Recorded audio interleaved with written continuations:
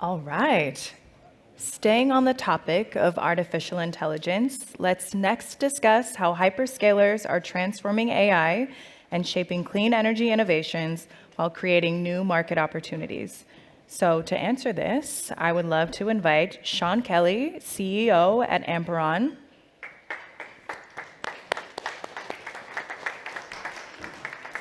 Maud Texier, Global Director, Clean Energy and Carbonization Solutions at Google, Jasper de Vries, co-founder and CEO of Coolgradient, and our moderator, Kieran Mahanty, Director at Ontario Teachers Pension Plan, OTPP.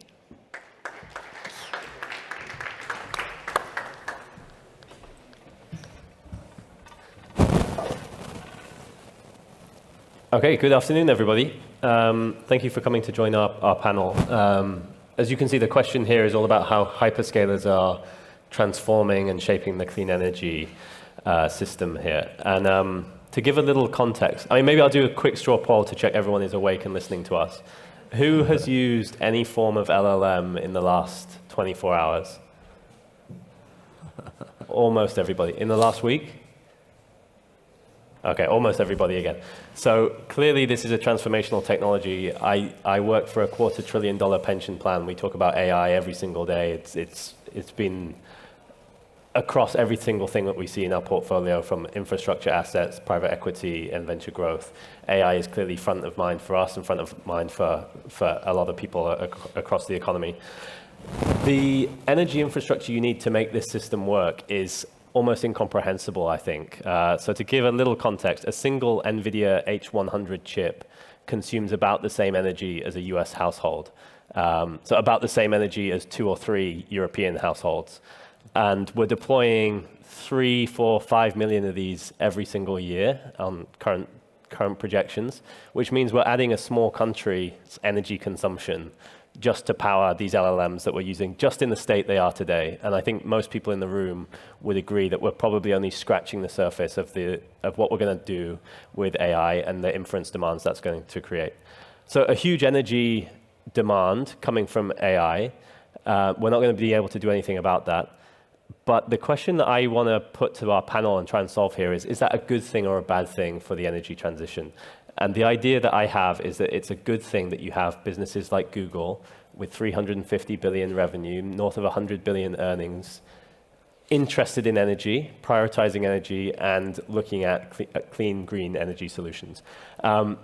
So to try and answer this question and see the opportunity, we have, I think, the perfect panel for it. So we do have a hyperscaler. We do have a former energy trader turned founder looking at software solutions around forecasting and unblocking our grid. And we do have an entrepreneur who sees AI as his hammer and all of the world's problems as his nail. So I think we can really get into this. And maybe just to introduce a little bit more formally our hyperscaler, so Maud Texier is Global Director for Clean Energy and Decarbonization at Google. She joined Google in 2019, has led the development strategy and execution of Google's 24/7 carbon-free energy program. She leads the Technology and Solutions Development Group, working to decarbonize Google's operations by 2030. And she's also previously worked at famous businesses, including Tesla and others. So really the person to give us the perspective on hyperscalers. And maybe I'll start with you, Maud, to just tell us kind of what is going on since that paper came out in 2017 from Google and we fell into the world of LLMs. Yeah, happy to. And maybe it's me. Yeah.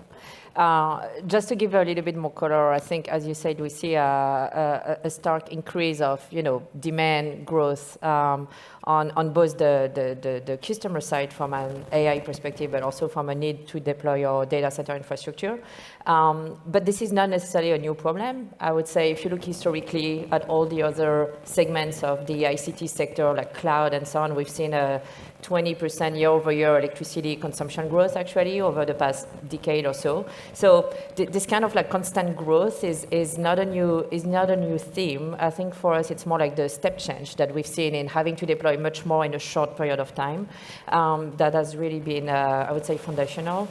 But to put things a little bit more into context as well is, we mentioned the large consumptions of those machines, those NVIDIA or TPUs for us, the tensor processing unit. But the data center industry altogether in last year, I would say in 2024, 2023, was around 1.5% of the global electricity consumption.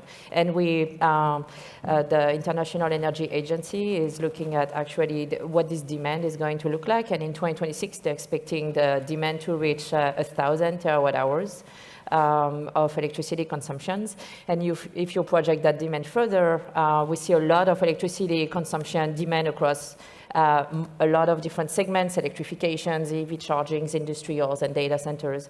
That's around 7,000 terawatt hours of additional electricity consumption by 2030, and 10% of that will be data centers. So that's kind of like, I would say, the thesis, and I'm more on the optimistic side, as you can imagine.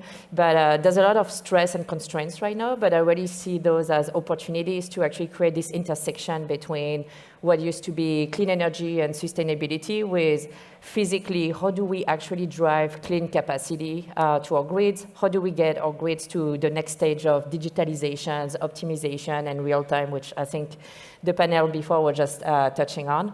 So I'm hoping that we can use a little bit of this stressful situation right now to really push this innovation and get a little bit of a broader value chain partnership opportunities at the table. And we can talk more about that, but there's a lot of investment needed on the grids, and so I'm just hoping we can catalyze those. Thank you, Maud. And Sean, so Sean, you're our energy trader turned founder, CEO of Amperon.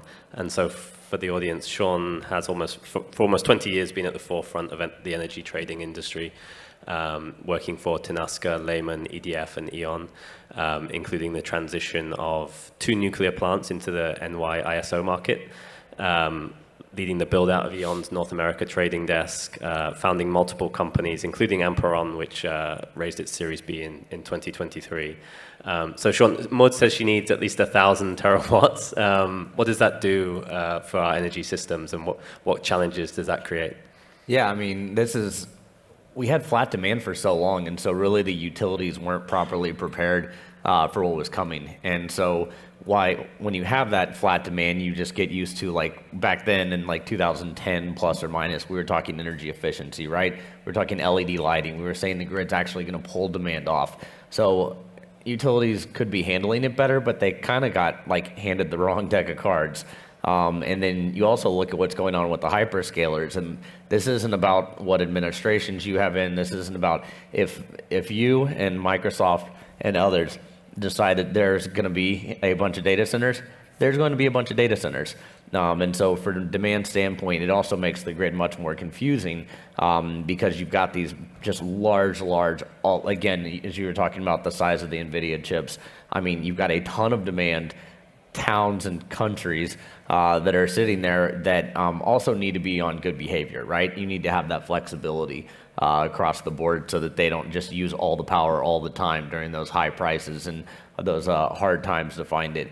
And then they've got to be tied in with electricity generation, which again, with my background on the nuclear front, is I'm a huge fan of that, but also renewable generation is going to get us there. As we'll talk about this more later, but you can't actually get a natural gas turbine until 2029 or 2030. Thank you. And Jasper, so Jasper brings over 25 years international experience in digital data and AI, working across various industries, including pharmaceuticals, insurance, and e-commerce. And for over two decades now, he has successfully initiated, managed, and implemented projects and teams in this space. And he's now at the helm of his third company, Coolgradient, which oversees all aspects of product and technology. And I think what you said to me earlier, you're deploying AI as your hammer to try and solve some of these issues. Like you see plenty of nails. We've heard about the demand need and the the implications that has for the grid. What opportunity do you see to apply technology to try and address the problem that technology itself is creating? Good question.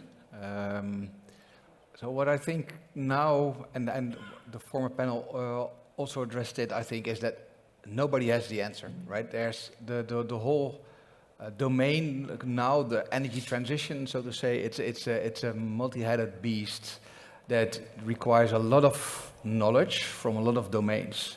So getting back to my background in data, yesterday we visited Iberdrola here, for example, and they also explained, hey, our main challenge here is not the power lines anymore, it's data and the communication of data, right? So what I think is really interesting from a technology perspective, and yeah, let's use the container term AI, which is much more than just LLMs, by the way, but it's really interesting to bring all this data together and really try to understand, fact-based, what's going on in all of these domains. We all know that demand and supply of energy is not aligned, right? So we have a lot of players in the domain, not just data centers, but what if we understand each other's needs and demands, or even with the microgrids coming up, right? So we have an additional component here. What if we bring this all together from a data perspective? And we have intelligence that somehow grasps some of the root causes or some of the main drivers behind demand and supply, and take it from there. That's what I think is a really interesting space, and really an interesting angle from a complex systems perspective. And it's a complex system. Well, maybe just to come back to you, what are the priorities for Google for hyperscalers in general? Is clean energy one of those priorities? Where does it sit, and how are you balancing that, especially in the next 2-3 years? Yeah, I think energy has always been at the core of the infrastructure for a data center. Really, what you need is like a lot of land, and then you need fiber, and then you need water or infrastructure, and you need electricity, right? And we like to say that, or at least I like to say that the data centers are kind of like a factory of data, and we're just running on electrons. So that's always been the backbone of it. I think, with all the demand, as Sean was mentioning, the model on how and where we deploy data center is fundamentally changing right now. We came from a very classic first in, first out type of relationship with our suppliers, utilities or TSOs, where you go and you ask for your capacity, you get back a timeline, maybe a cost for a system upgrade, and you kind of like move forward with your land. And now we realize that just especially on specific locations, you have concentration issues, and you just can't get the capacity anymore. And so what do? Well, option one is you can actually shift your demand to another location, which is not necessarily easy, because one, you do have a lot of data sovereignty questions with ML and AI, but also in general is where do you store your data, where do you train and run your models. We have latency also questions from like a fiber network perspective.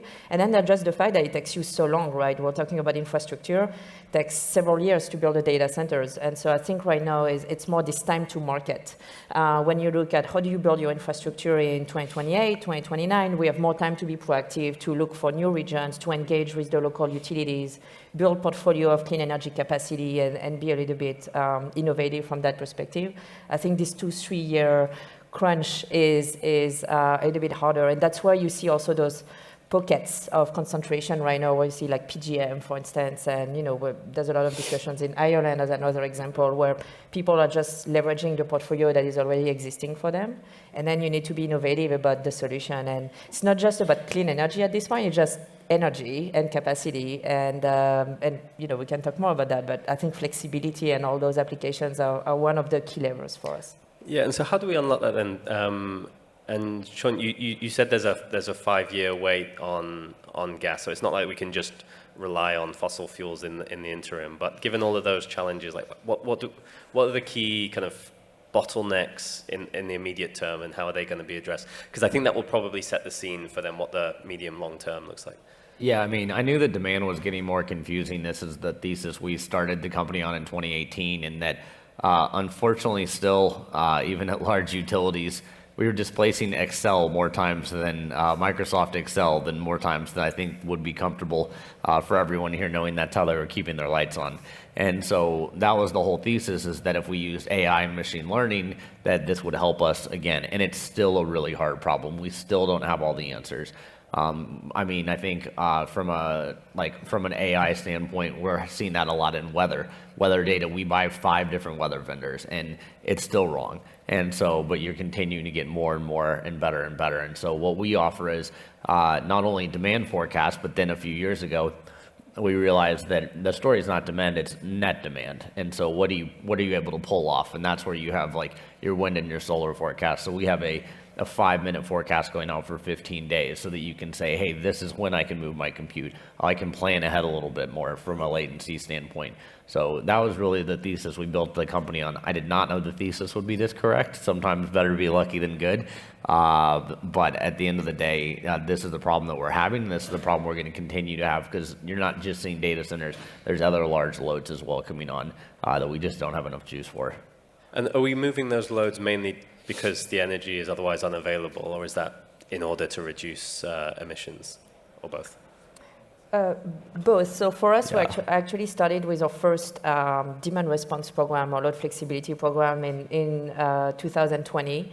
And that's why we used to call it carbon intelligent compute. And so we're just shifting across mainly time, but also a little bit of spatial shifting based on the carbon intensity of the grids where we're operating. So really our first driver was carbon intensity.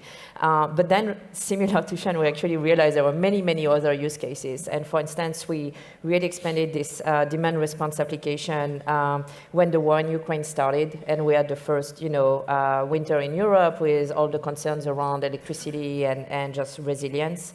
And so we really dedicated to shifting the loads during those peak hours in the early evenings. And so now I would say we kind of see a little bit of an intersection of those two use cases, with the fact that we need the capacity, and this is becoming more and more of a requirement and a way to be able to deploy more compute on new sites, on existing grids, without necessarily adding new power plants or actually going through expensive and long lead time infrastructure upgrades. So it's all about when do we consume, and how can we consume a little bit differently. So we're shifting our compute, and I think with ML we're seeing different ways also of doing and expanding some of that.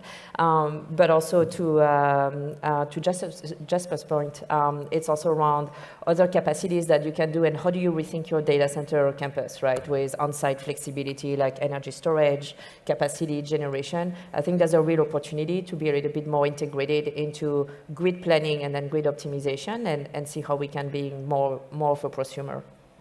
Yeah, and I think that's going to be a key difference from previous energy-intensive industries, in that if I'm in materials, if I'm manufacturing glass or steel, and my energy cost or availability or emissions intensity changes, kind of tough, whereas for you, you're able to move things around, I guess, within some constraints. Maybe you could just talk a little bit, Jasper, about the other behavioral changes, other options we have for thinking outside the box in terms of being smart about how an energy-intensive application like a data center can think about its operations and optimize those.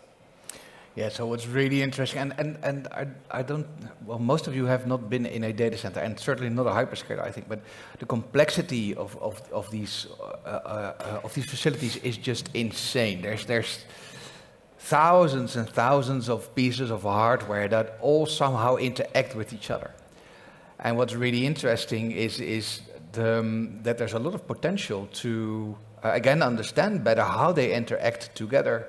And uncover even truths that people do not know or do not understand, or it's maybe even contradicting to some of their own beliefs. So, for example, one of our optimizations in the rooms, it sometimes recommends to turn on equipment in order to save power.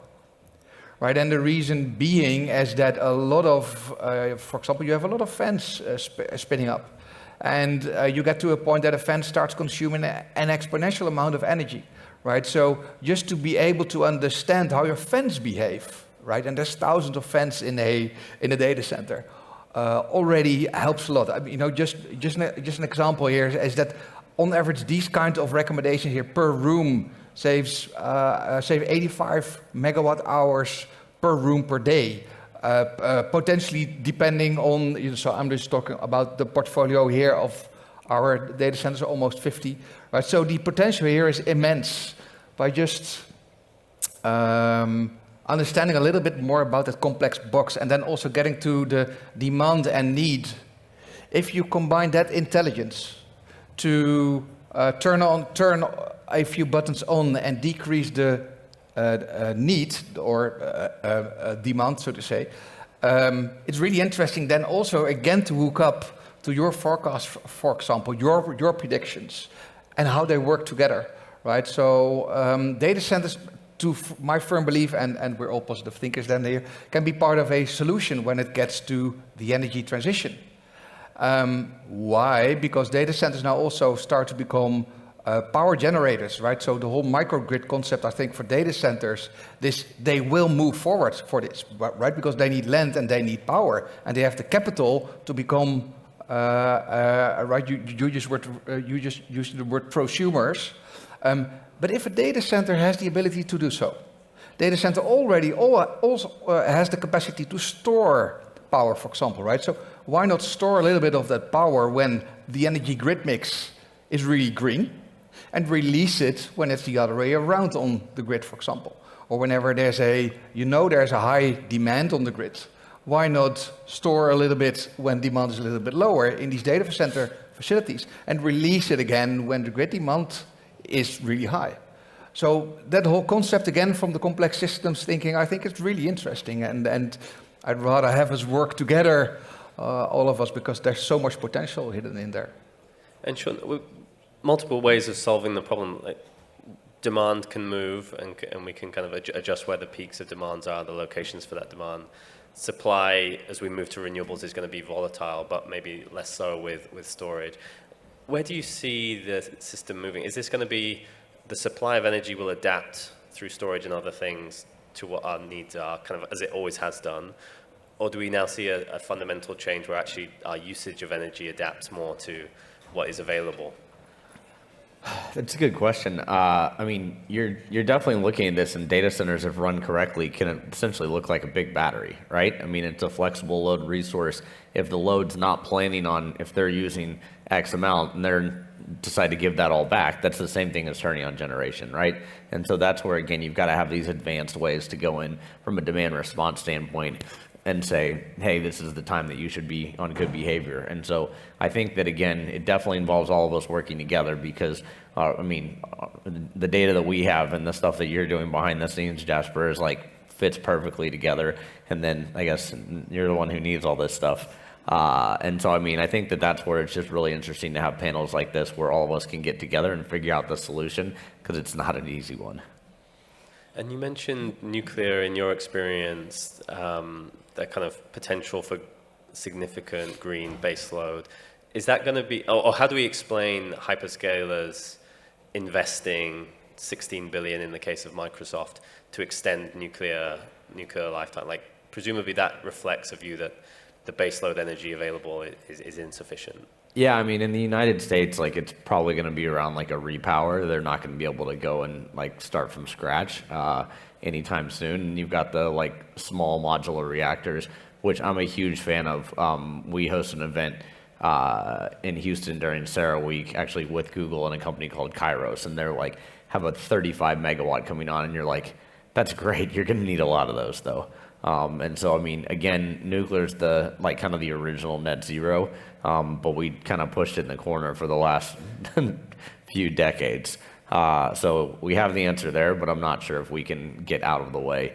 When I worked on that, I was with Electricité de France, and they came in and bought what was the shell left over from Lehman Brothers and the energy group. And so they came in and they were like all on board with nuclear at that time. And so that's why we bought part of 9 Mile, Guinea, and Calvert Cliffs. So again, they're great, they're reliable, they run across the board, but every time they have like a big disaster, everyone gets terrified of it.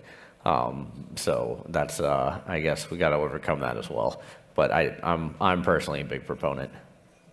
Yeah, I can add. I think for us, it's really around looking at a portfolio perspective.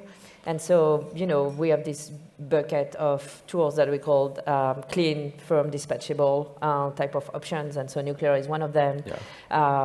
You mentioned the partnership we did with Kairos around SMRs. Those are more like long-term solutions, right? And I think we all need to recognize that advanced nuclear is very promising. It's like high power density for us, lower cost, very modular, but they need to make those deployments, and that's why we're doing those partnerships across several power plants to really help them scale from that perspective.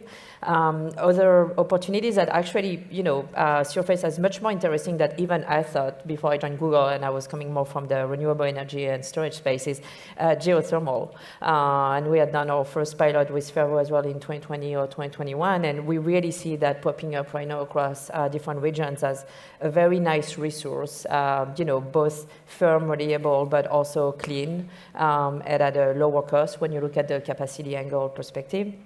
But we also see a lot of regions where renewable energy remains the cheapest resources. It depends on the physical resources, and that's why I mentioned the portfolio in the first place. We have regions where we're going to need net new supply beyond wind and solar, and that's why we're pushing on things like nuclear. And other places where it's going to be about a deep penetration of renewable energy, and then what is our game plan in terms of storage, flexibility, to try to really maximize that low-cost energy. So really, I would say it's a macro problem, but a local solution type of things. But we're hoping to push on all of this, and I think the restart path in nuclear, just making a plug on that in the US, I think is also another promising one. We need to keep online the capacity that is available today. That's another challenge. And how do you mention the cost side? And I like to think that in the not too distant future, the marginal cost of renewable energy will be almost zero, but we're not there yet. Is that something that Google, other hyperscalers are kind of agnostic to, because you just need to ensure that you have, as you said, that kind of certainty and speed to market? And how do you engage with some of the technologies which maybe have that potential, but looking at the core unit economics today would otherwise be difficult to implement? Yeah, so we started our first PPA was signed in 2010, I think. And today, just in Europe, we have around 3.7 gigawatts of wind and solar PPA. That's around 50 contracts. So on one side, it's been a very successful path for us in terms of acquiring clean electricity, but also providing this kind of like portfolio of long-term contracts, right, from a price perspective, because we've seen a lot of volatility in the market. So just from an OPEX strategy perspective, it's been very successful. I would say right now, again, it gets back to not just the clean component of it, it's also realizing that the wholesale energy markets where you have those penetration, you see much more volatility on the spot prices, and we're also a consumer of those markets as well. So what are the strategies that you develop on the supply portfolio side to go a bit to this next generation of PPAs or other type of procurements with things like 24/7, type of PPAs or hybrid PPAs mixing wind, solar, and storage to provide more like of a firm or shape profile. So I think there's a strong economic incentive to develop those kind of mixed portfolio supply, and we're just starting seeing that. And in Europe, again, we see the emergence of like new products and a lot of discussions around market reforms to better capture those type of upsides. Awesome. Yeah. And we're all almost literally looking at you, Maud, for understanding like the hyperscaler behaviors. But maybe Jasper and then Sean as well. Like, you work across industries. Are you seeing that these learnings that you're taking from data centers and the efficiencies you're able to derive in quite surprising ways? Maybe do they have application in the broader economy? Is this going to filter through either through kind of new technologies being uncovered, new discoveries, or just pushing down the cost curve, that you have these long-term PPAs that mean that new technologies are able to run down that curve a little bit quicker than they could do if the demand was a lot softer? You're asking a guy that has been working with, let's call it AI, for a long time. So I'm obviously a true believer of all the potential that's already there. But also getting back to what I'd like to think, there's not just one solution that solves this problem, right? And to me, that's really intriguing. So whatever we're doing, and if it's able to change maybe even a small part of the game, also in the broader context, that would be awesome. That would be great, right? So I would think that we do all the learnings that we get from this insanely complex system that a data center is definitely applicable to a lot of other domains, right? There's a lot of learnings to be made.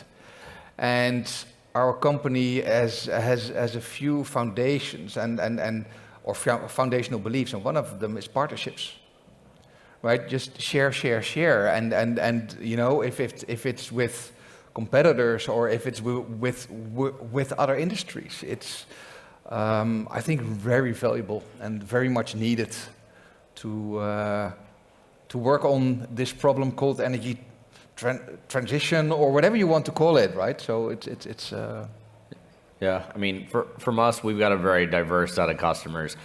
We started the company selling to wholesale traders, which is my background, and then also to retail energy providers. So that was an easier path, honestly, to monetization than utilities. And we now have added like public power and utilities, but we've also been dealing with that with C&I the whole time. We've got about 40 million meters on our platform across 19 countries. And so with that, you learn from one that data centers can look like a chemical facility because they're both large load and they can back down for demand response. And so we take the learnings that we have from that and apply it to data centers and vice versa. And so, I mean, obviously we had the crypto boom before this and some really cool startups. So all the things that we learned from them, they're more flexible because like I need my compute done for these for the forecast, or we're going to have bigger issues because at the time when it's expensive, then we can't actually get it. But on the longer term models that we run, we can work around that with you. Like we run a Monday night to Tuesday morning because it's a pretty easy time, pretty low price time. And so it's like, okay, great, this is something we can do. So yeah, the applications we're learning in this, we've learned from things we've already discussed, but we're also going to be able to use this for other use cases in the future. And do you all find that AI tools are already kind of being adopted, as in we're able to switch to autopilot for a number of pieces, or are we still in the kind of learning phase and kind of gradually bringing those technologies in? Who are you asking? All of you. I mean, I think both. I mean, we don't use like LLMs. Like I know some of my employees do in like their workflows to make that easier, but like at the end of the day, we've been using more like machine learning and running ensembles. So any forecast you see from us is going to actually have like multiple weather vendors behind it and then also multiple models behind it. So we're looking at it from like a machine learning ensembling approach where they go in and retrain every single hour. So, but yeah, the LLMs are coming. I don't think they're going to take anyone's job. I still get wrong information from them quite often. But yeah, I think we're still getting adoption. But a lot of these things we've been using since like we started the company 7 years ago. And just for wrong information coming up with your models. Yeah, no. So we as a company, we use them heavily, right? So our software teams, for example, they really sped up the way they're developing our product. But I think the main question here is adoption by the industry, and in this case, the data centers, a little bit maybe broader than just the hyperscalers. The biggest raison d'être for a lot of data centers is uptime, right? Is uptime. So the whole industry is really risk averse, and the way they've been dealing with becoming more energy efficient, for example, is replacing assets with huge capex investments and just making sure that the latest technology was in there. Well, there's something up for grabs for them, and that's the data that they can start using. And especially with the supply chain issues that are there today, right? I think it's really promising. Well, I think, if you look at both energy sector and data center sector, you're talking about critical infrastructure, right? So whether it's like a substation, a nuclear power plant, or a data center, it's hard for like us to let anybody in kind of like take the reins. And so that's a real topic for us, which is we see a lot of opportunities on both like new technologies, whether it's hardware and software, and bring them on site. But from a control and cybersecurity perspective, how do we make sure that, we have the confidence and the right fail-safe put together? And I think, again, it's common in terms of like adopting those new solutions, both for data centers, but more broadly for the energy transition. And there's a lot of things happening in that area, but I think that remains one of the challenges to overcome. Yeah, and we're out of time, so maybe I'll just wrap up with one question. And I think there's a scenario where maybe the data centers, the big ones, are moved to the middle of Australia, powered by solar, and we run everything from there at zero marginal cost, and that helps bring solar battery cell costs down, and the world moves to that model very, very quickly. I guess we're not going to go to that extreme, but maybe if I just conclude by asking each of the panel, like, what do you think the energy mix will look like for data centers in 2030? You can start. I mean, it's going to have to be a mixed bag. You're going to have diversification across everything. Like wind and solar is great. Wind does whatever it wants. Solar is much more predictable. But then the times there's no solar, you've obviously got to have a battery there, right? Nuclear is really expensive, but that's why it's nice that the richest ones are throwing money at it. And so they can kind of make that come down for everyone. And I mean, geothermal is a great mix. Like Fervo's a really cool Houston company that I know y'all work with a lot. And so, I mean, you're just going to have it's going to be a mix across the board. Natural gas isn't going anywhere. Coal's gone most places, but still last year was the largest user around the world. Just because of some countries, that's all they can kind of get their hands on. So yeah, it's going to be a mix for a very, very long time, in my opinion. Yeah, Sean put it very well. I think it's going to be a mixed bag. Hopefully we maximize renewable energy and storage or flexibility everywhere we can, but we still need those baseload solutions. So a bit of nuclear, definitely some geothermal, and some natural gas. Yes, I think we have to be realistic on most of the grids where we are. Jasper, can we go further, like with some of your tools, increasing the penetration of renewables in the mix? Of course. No, but, no, but yeah. But again, there's no one solution here, so it's definitely going to be a mix. Well, I think we need to take into account the timelines here. You mentioned 2030. With the whole supply chain issues that already exist today, Yeah. I still hope for a really cool, new and easy scalable new technology before that. I don't know if it's going to be there, but we need to keep stepping up our game, trying to find new technologies as well, and don't stop at what we do or what we already know today. I think that's maybe the broader message out, to keep innovating. Without innovation, any mix will not do it, I think. A perfect note to end. Thank you so much to my panel for joining me up here today. Awesome. I appreciate Thanks, it. Kieran.